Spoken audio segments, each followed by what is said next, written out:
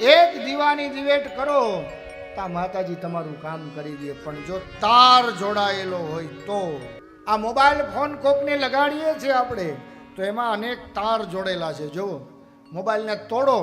તમારી પાસે મોબાઈલ હોય ને, જો જોવું હોય તો આ મોબાઈલને હાથમાં લઈ અને આમ કરો એટલે અંદર તાર હશે. જુઓ, કરો તો કોક. દાદા આવું શીખડાવવો જોઈએ કે મોબાઈલ તોડી નાખો તમારો. મારો માંડ એક તો લીધો છે.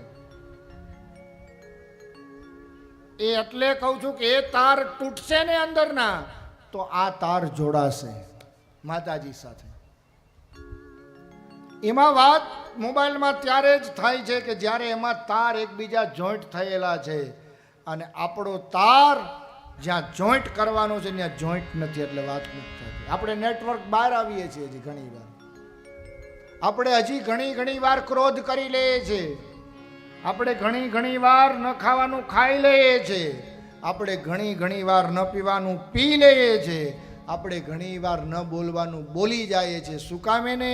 તો કે આપણો તાર જોડાયેલો નથી. જો આપણો તાર જોડાયેલો હશે તો આપણું જીવન એ પાટા ઉપર જ હશે. ચામુંડની જે માર્ગ છે ને માતાજીનો, એ માર્ગ ઉપર જ આપણું જીવન ગુજરતું હશે, ચાલતું હશે.